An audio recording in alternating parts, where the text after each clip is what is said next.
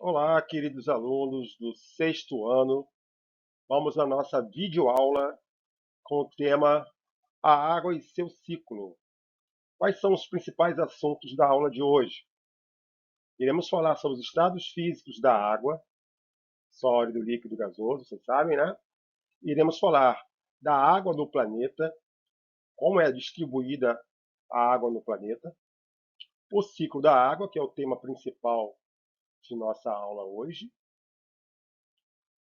floresta e água, qual a relação entre floresta e água e nascentes e tudo mais, e rios, o tratamento de água, né, como é que a água tem que ser tratada para chegar até a sua caixa d'água, e finalmente as alterações do ciclo da água, que são alterações que os seres humanos às vezes fazem que atrapalham o ciclo da água, ok? Meu nome é João Ricardo Assis e vamos à nossa videoaula.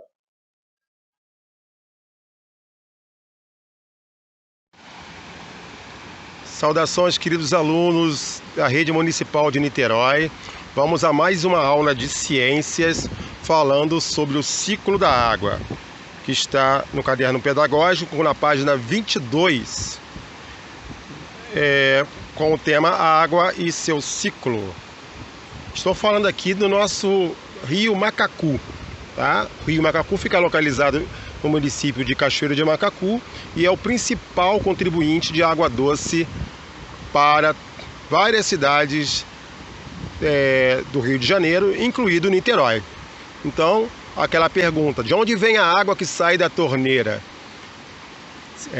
A água que vai sair da torneira, ela obedece, né, um ciclo natural chamado ciclo da água, onde, né, nesse rio, no caso, o rio Macacu, ele tem suas nascentes na região serrana, lá a 1.500 metros de altitude, na Serra dos Órgãos, onde a água precipita, né, a partir das nuvens que se formam e vão formando pequenos córregos até formar esse belo rio que é o rio Macacu. O rio Macacu, ele vai se juntar com outros rios, né, para formar um grande sistema chamado Sistema Imunana, lá lá em Laranjal. E esse sistema vai abastecer não só Niterói, como Cachoeira de Macacu, Guapimirim, Itaboraí, São Gonçalo e também a ilha de Paquetá. Ao total, são atendidos 2 milhões de pessoas. Tá? Então, tudo isso funciona à base de um sistema que nós vamos estudar hoje, que é o sistema chamado ciclo da água.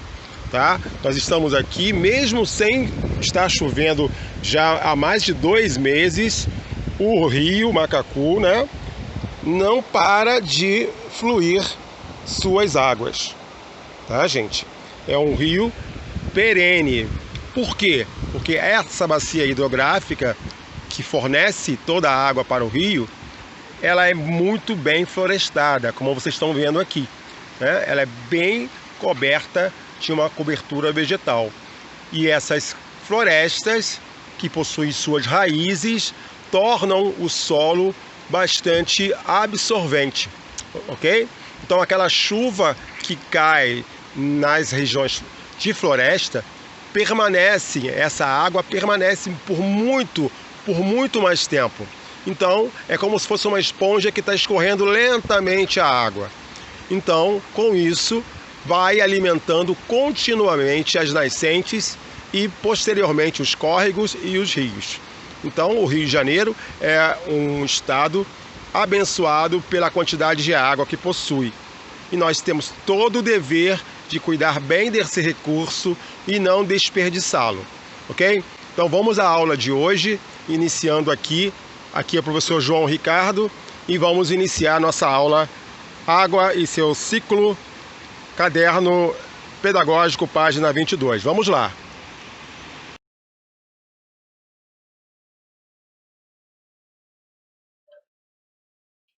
A água no planeta. O nosso planeta Terra possui uma superfície de 3 quartos de superfície coberta por água. Por isso que nós chamamos o planeta água, seria o nome mais correto, né? Mas quem pensa que a quantidade de água no nosso planeta é muito abundante para o nosso uso, está muito enganado. Vamos ver aqui a proporção real da quantidade de água em nosso planeta. Bom, aqui nós temos o que? Um gráfico de coluna mostrando em rosa a quantidade de água em 97% de água salgada. Então, nós possuímos muito mais água salgada em nosso planeta do que água doce. E da água, digamos assim, que ficou solidificada, do gelo, corresponde a 2,15%, que também é uma água que é inacessível para o nosso uso. Okay? Para o nosso uso, nos resta, né, apenas 0,6%, que seria a água doce, que é a água doce que nós utilizamos, né, que temos que tratar, porque nós infelizmente poluímos muito os nossos rios e lagos, né? Mas mesmo assim, né, uma pequena fração desse percentual de água doce superficial está na forma, né, disponível em rios e lagos, apenas 1,5%. Ou seja, nós não temos, né, porque o restante são águas subterrâneas que podem ser acessadas através de poços. Né? Mas nós temos em captação pelas grandes cidades as águas dos rios, que correspondem a uma quantidade bem pequena. Então, gente, esse é o quadro de disponibilidade de água em nosso planeta, que é a água, um recurso extremamente valioso que precisamos respeitar. Ok? Bom, gente, vamos iniciar aqui o entendimento das etapas do ciclo da água. Ok? Na natureza, todo o processo, uma grande parte dos processos são cíclicos. Tá? Nós, biólogos, cientistas, pensamos sempre no processo cíclico que envolve toda a natureza. Então, não adianta, gente. Se faz alguma coisa ruim para a natureza, o ciclo se fecha. De alguma maneira, esse prejuízo retorna a todos nós.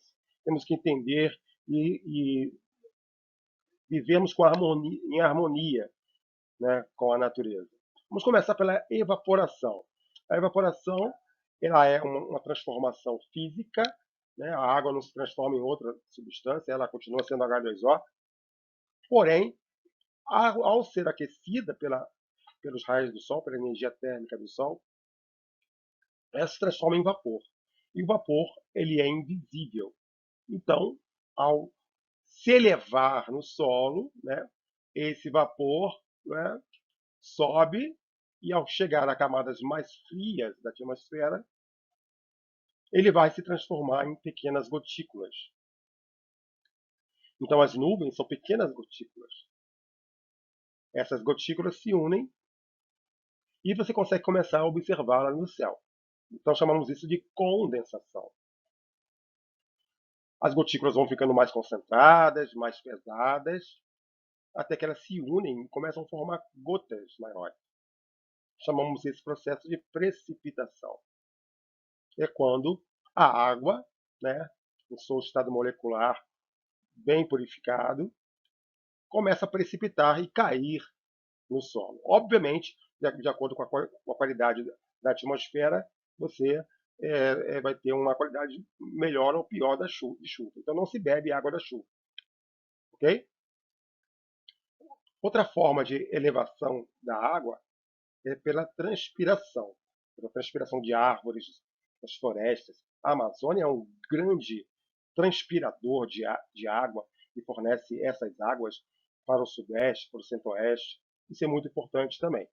De toda maneira, a chuva se infiltra no solo, graças àquele processo que já expliquei, né?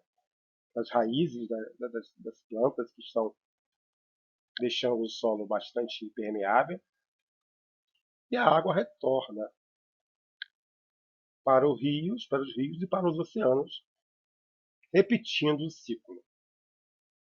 Então esse ciclo se repete constantemente, gente. Então a quantidade de água praticamente é a mesma. Então precisamos realmente cuidar dessa água. Não é um recurso infinito. Ela obedece um processo cíclico, ok? Bom, gente, vamos falar um pouquinho da importância das florestas para o ciclo da água aqui na nossa região. Bom, vocês sabem, já aprenderam que o processo do ciclo da água começa com a evaporação da água aquecida pelo sol, ok? O vapor de água se condensa, formando nuvens. As nuvens ficam carregadas e precipitam na forma de chuva. Então a água retorna límpida para o solo de novo. Se o solo estiver liso, desmatado, exposto, a água vai fazer o quê? Ela vai bater na sua superfície, vai escorrer e vai direto para as ruas, para as galerias e provocar enchentes, não é isso? Como se pode evitar esse desmoronamento dos valões, dos rios e tudo mais? A mata ciliar, que é essa mata que estou mostrando para vocês. A mata ciliar é a mata que protege a beira dos rios. Essa mata não só protege a beira dos rios, como também forra toda a bacia hidrográfica, tornando o solo muito mais permeável, facilitando então a infiltração da água no solo, que é muito importante porque aumenta o tempo de permanência da água no solo. Então, mesmo sem a chuva, a água do rio continua a fluir. Mesmo sem chuva, nós ainda temos a água nas estações de tratamento. Por quê? Porque a quantidade de água que está armazenada no solo florestado ainda não acabou e vai permanecer por muito tempo, porque as raízes das árvores tornam o solo um grande reservatório de água. Então, essa é a importância da mata ciliar.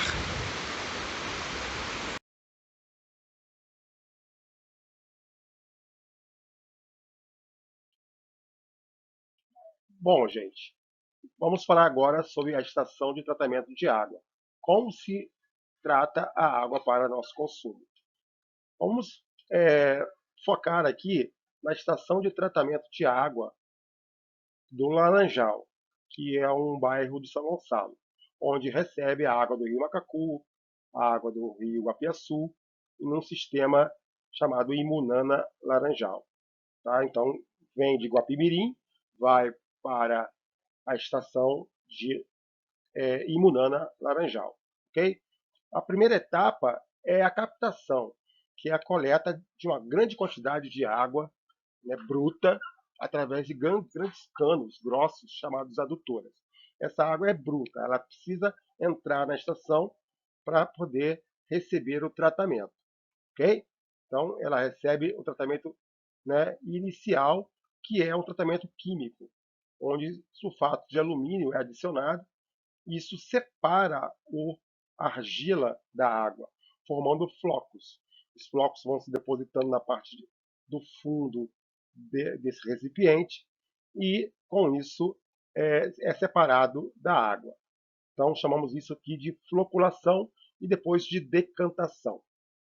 Posteriormente, esse material todo é filtrado, porque existem ainda partículas muito pequenas que não viraram flocos.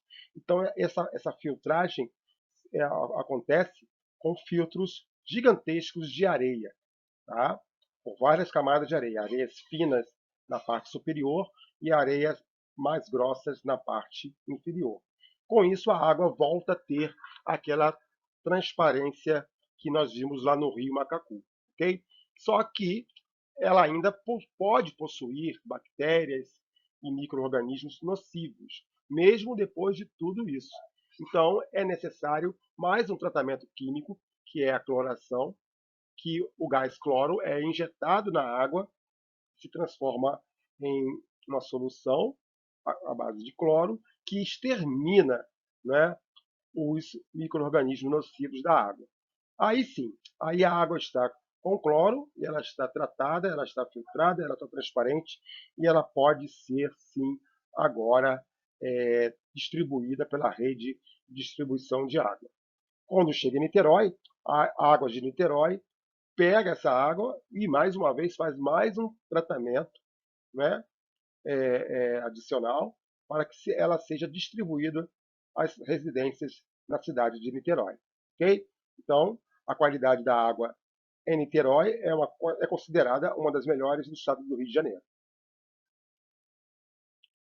Bom, gente, vamos agora, terminando nossa aula, falar de um assunto muito importante, muito sério, que são as alterações do ciclo da água. Tá? Como nós já estudamos aqui, o ciclo da água ele é um processo que é inevitável. Não tem jeito. Se evapora a água, ela vai condensar e vai precipitar. Estão adicionando os elementos da mudança climática global, que vocês sabem que o planeta está ficando mais quente, e isso também influencia nos níveis de evaporação. E a cidade de Niterói, ela sofre com isso. As enchentes, né, alagamentos e deslizamentos de terra, infelizmente, são bastante frequentes na cidade de Niterói, como mostra a reportagem. Por quê? A cidade de Niterói ela tem uma geografia bastante típica. Né? Ela tem as encostas rochosas e a parte do litoral, onde temos a Baía Guanabara e a parte oceânica. Então, isso, digamos assim, torna a drenagem da água muito necessária e que precisa ser muito eficiente. Então, periodicamente, infelizmente, nós sofremos com esse quadro aí que está sendo mostrado na foto, na reportagem, que são as enchentes. Né? Quais são as consequências da alteração do ciclo da água causadas pela poluição, impermeabilização dos solos e da retificação dos solos? Vamos pensar, não é, sobre essa aula de hoje, sobre o que vocês viram sobre as matas ciliares, as bacias hidrográficas, o que está acontecendo? Qual é a alteração que nós estamos realizando no ciclo da água em nossa cidade de Niterói? Observe a sua volta. Quais os impactos que você consegue perceber?